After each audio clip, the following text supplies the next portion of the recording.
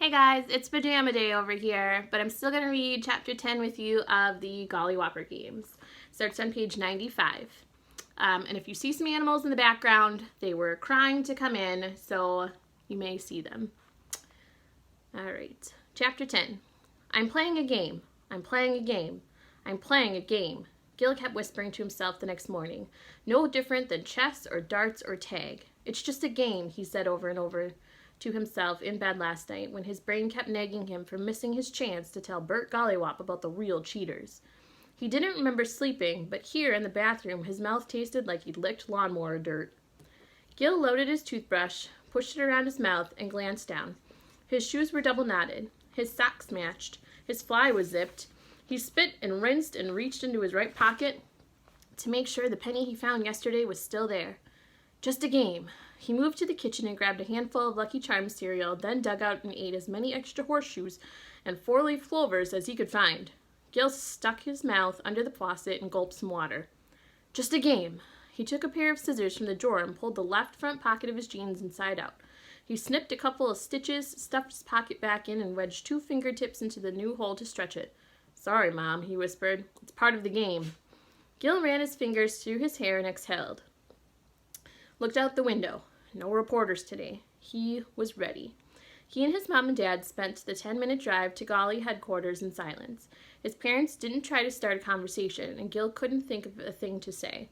It all seemed petty compared to what his dad in particular must be feeling.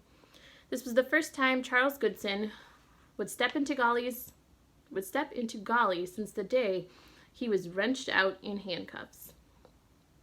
He never even got the chance to clean out his office.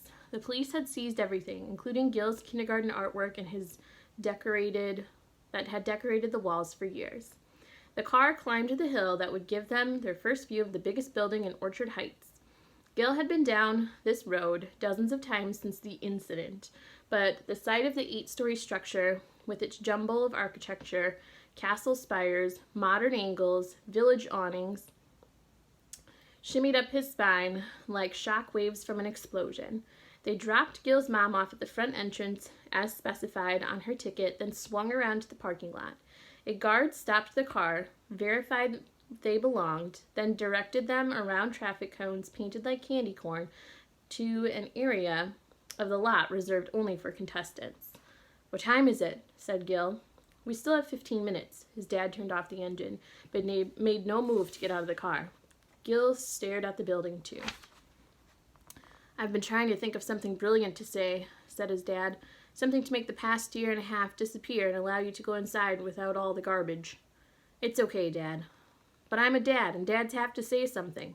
He shook his head. The past few months, I'm afraid I've been too busy to say much of anything.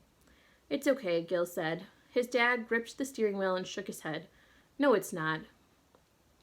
So I've been trying to think of something very philosophical, but my mind keeps returning to football.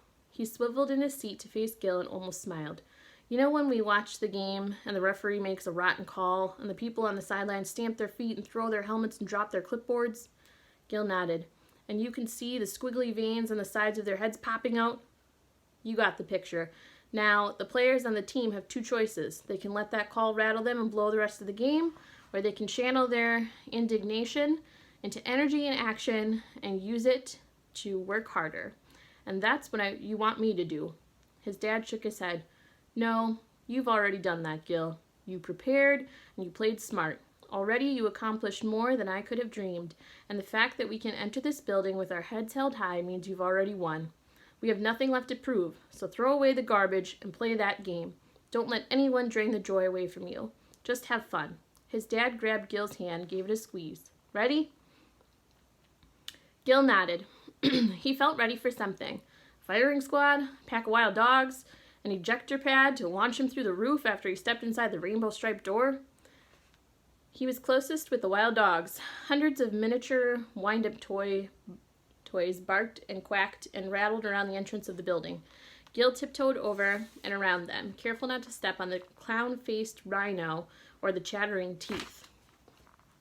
And when he knocked over the duck-billed chimp, It promptly righted itself and turned 3 circles before it clattered away. Just the promise of coming here used to make Gil laugh, and around every corner there'd always be balloons or life-size stuffed animals or action projections of Golly's newest video games. And when he'd stop and breathe in, his nose could always detect a faint smell of chocolate chip cookies or popcorn or apple pie or other scents that made him drool. Gil's dad sniffed. Fresh baked bread today. Gil nodded. How do they do that? I never wanted to know, his dad said. I was afraid it'd shatter the fantasy. The building was like one big fantasy. Gil and his dad followed blinking arrows on the wall that led them through the narrow passage and into the biggest fantasy room of all, the kaleidoscope. It wasn't a handheld toy, but an entire circular room that rose the full 8 stories, walls glittering with the mosaic of shining glass panels, more brilliant than Gil's senses could take in. He couldn't resist standing on the 8-pointed golden star in the room's center. Arms extended, face toward the sparkling ceiling, he whirled until the kaleidoscope's glass seemed to revolve around him. Then he stopped and wobbled, let his knees buckle, landed flat on his back, with the kaleidoscope spinning even faster. His dad laughed. You told me to have fun. So I did. Gil pulled himself up and regained his bearings. Where do we go now? Good morning, Gil. The angelic voice rolled across every pane of glass. Gil looked all around but saw no one.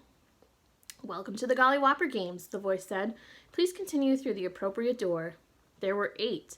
The one straight ahead, however, pulsed with a golden glow.